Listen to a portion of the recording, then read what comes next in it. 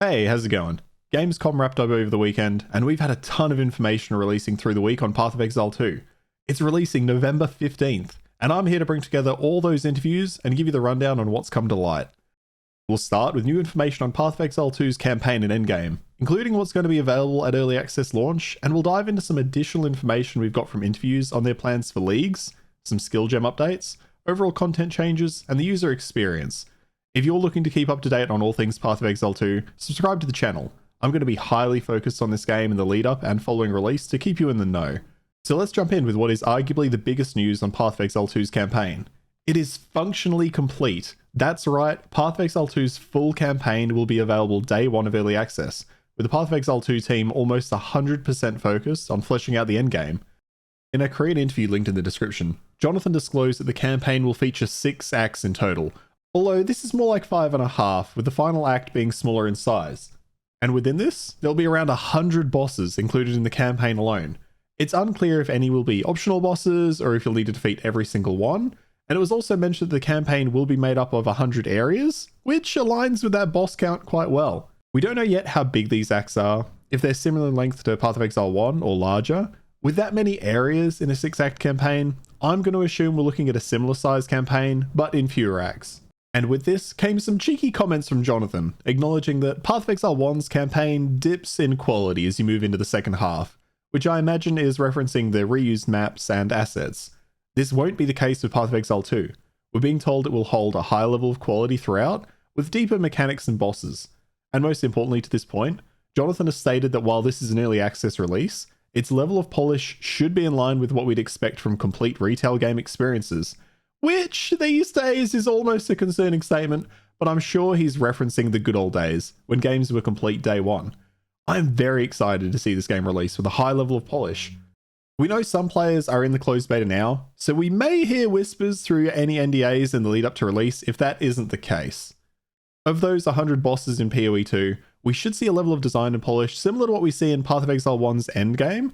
What does that mean? Well, many bosses in Path of Exile through the campaign are quite basic. They're often a DPS and HP check more than a skill check. PoE 2's bosses will have more of those telegraphed attacks and allow for greater skill expression. Path of Exile 2 overall is looking to be a more challenging game, and Jonathan has expressed that he expects players to die a few times on each boss before succeeding. If you didn't know, in Path of Exile 2, when you die to a boss in return, that boss will be at full health. That's right, no more spamming your corpse at a boss to whittle it down. You need to be able to 100 to 0 it in one life. This is likely to slow players down. If your build isn't up to snuff, you'll need to either practice the boss or go power up. They've referenced the term Souls-like in their recent boss design video, which looks to be a reference to the ability to dodge roll in combat and the overall readability of boss telegraphs, which are staples of that series.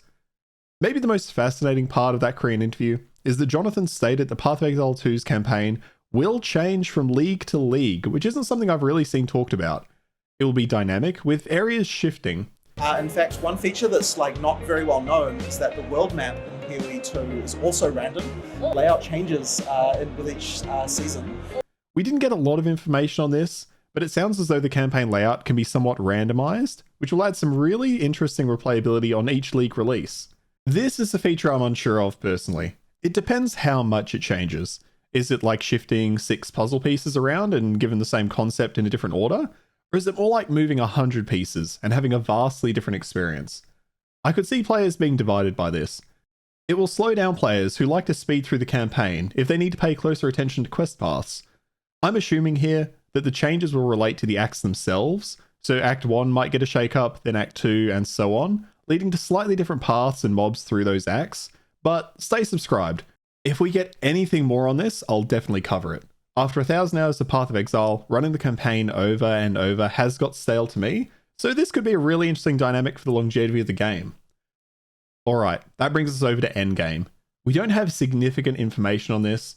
We have been told, as mentioned earlier, that this is the team's entire focus. They recognise that when ARPGs release, the most common complaint is the lack of an endgame.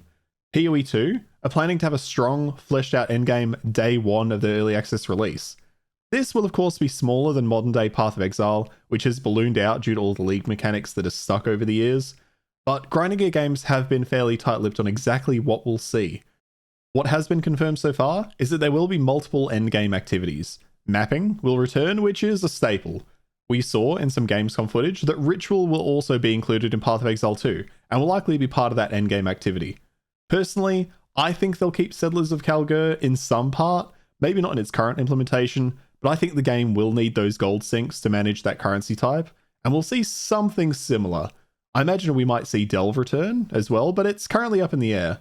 And finally, for my predictions, I can't see them releasing without a brand new endgame system.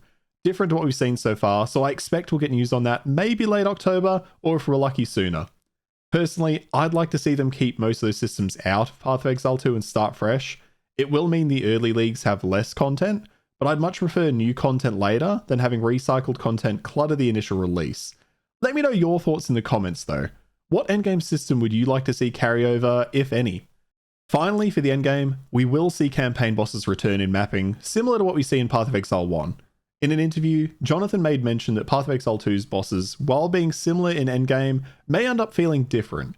He specifically referenced that some bosses have new mechanics or moves that become available to them as they hit HP thresholds, like hitting half health and moving into phase 2, and having some additional tools. In endgame, those bosses may have all those tools available from 100% health instead. I do like that idea. It will make the bosses feel somewhat different. Some mentions have been made about past content, specifically leagues coming across the Path of Exile 2 needing redesigns, both for bosses, rewards, and monsters. So it is entirely possible we will see endgame content from past PoE leagues in PoE 2, but with a new coat of paint, so to speak. We should get more endgame details prior to release, but this likely won't be for another couple of months. Moving away from the endgame, and talking about content as a whole, Path of Exile 2 will follow the same league schedule that we saw in Path of Exile 1, that being a new league every 3 months. Grinding Games plan to keep supporting both PoE 1 and PoE 2, and their current plan is to have about a month between league releases for the respective games. However, they've been clear that this may change based on how much audience overlap there is between the two. I think it's been quite clear that the overall speed of PoE 2 is going to differ, and not everyone will be happy about that. Being able to stagger leagues will really be a blessing to those players who continue to engage both the new and old PoE. If they don't see a lot of audience crossover, they may change these plans, so they aren't set in stone.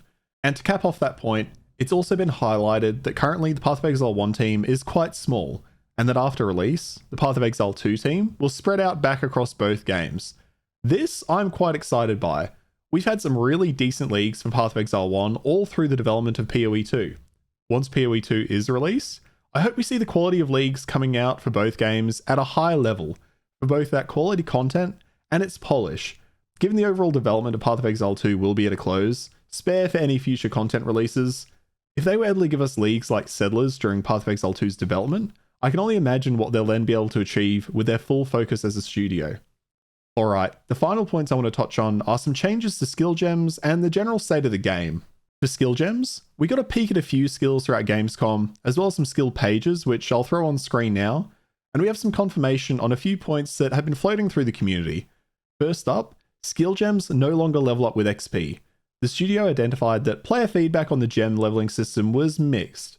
Many players didn't understand the purpose of needing to level up your gems each time they gained a level.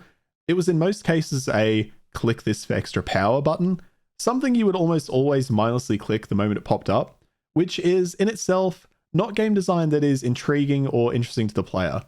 Instead, Grinding Gear Games are moving to a more Diablo 2 style system, giving you opportunities to level a skill or gain a new one, with skills being acquired and leveled through finding uncut gems down a skill tree. These gem drops will then allow players to either choose a new skill from their selected class or weapon type, or choose to level up one of their existing skills. We also got some additional information that getting skills to certain levels requires an uncut gem of that level, which are found throughout the game, but for level 20 skill gems, these are found in the late game as a drop. I must say, I really like this system. I don't hate Path of Exile's system of gems and skills, but I like this concept of progression, and needing to make choices on taking a new skill or upgrading an existing one for additional damage, which adds much more to the game.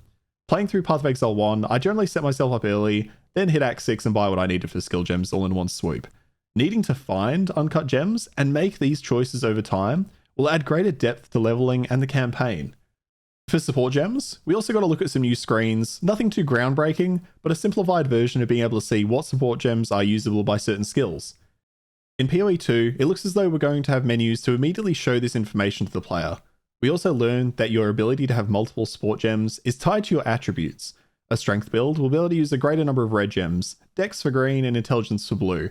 Taking travel nodes in the skill tree will increase how many support gems you can slot into your build, and while I imagine this will have a limit as well in Path of Exile 2, selecting travel nodes will give you the option of whether you want to increase strength, dex, or int, giving you greater control over your attribute distribution. And as some final gameplay related points before we wrap up, PoE 2 is gearing to be a game that doesn't eliminate 1 or 2 button builds, but a game that heavily focuses on the synergy between different abilities.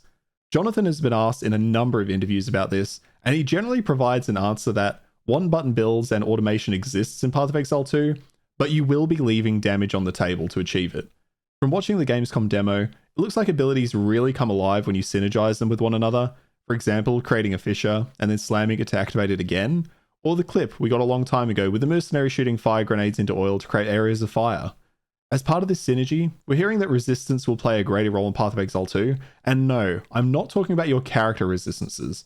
It's monster resistance to elements that will be more in depth, with regular enemies at times having a resistance to certain elements.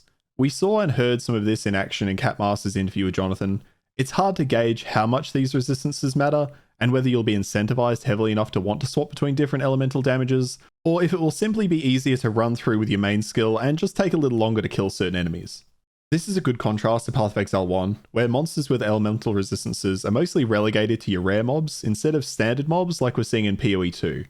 In Catmaster's interview, we also got to see some more user interface quality of life improvements, with the ability to hover over passive skill tree nodes, hold shift, and see how it will directly impact your DPS. And as we see shortly after, it also shows differences when you're assisting other stats, like fast charge, evasion, and so on. This will also be expanded out to items, which I am thrilled about. One of the most challenging parts of learning to build a character, in my opinion, is understanding itemization. Finding an item, seeing 6 or more different stats, and understanding what that's doing can be complex and time-consuming to start out. Having the ability to directly look over how it will impact your character is going to be such an insane perk for this release. A fantastic tool in-game for players like me, who are still understanding the deeper nuances of builds, and also for new players coming in for the first time. We also got a peek at the dynamic maps available. In one section of the campaign, you'll visit an area whose inhabitants created a mini sun and worship it. In this area, standing in view of the sun will damage you given its heat, so you're encouraged to stand in the shade for safety. I'm really interested to see what else they do with this type of mechanic. Jonathan made some off-the-cuff comments about this not being viable for every kind of endgame map or every map in general, and that needing to avoid elemental hazards wouldn't be ideal. But for unique maps, and through the campaign, it adds a nice bit of flavour.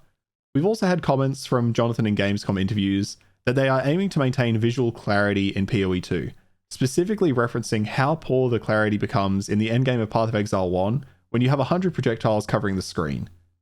They have aimed for readability, which is incredibly important and necessary with their approach to boss design. This also extends in part to the types of attacks enemies use. In PoE 1, we had attacks and spells, and often it was unclear what an attack was versus what a spell was. I'll be honest, this is something I paid little to no attention to with my game time. This has been completely removed in Path of Exile 2, and monster attacks will all come in the same coded form, reducing strain on the player's need to understand exactly what's coming their way when needing to dodge or build against incoming damage. And my absolute final point, Path of Exile 2 is likely to be in early access for a 6-month period at least.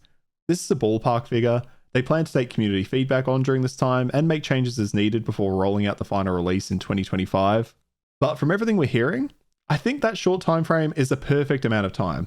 If the campaign is complete and they're simply fleshing out the endgame, I could see PoE 2 coming to full release in that time easily. Thank you so much for checking out this video, guys. As always, like and subscribe for more. If you want to help me out, that really is the best way to do it. But you being here, that's already enough. Have a great one, and let me know in the comments. Are you hyped for PoE 2? What Legacy Leagues are you hoping to see? Thanks again, and I'll catch you guys in the next one. Cheers.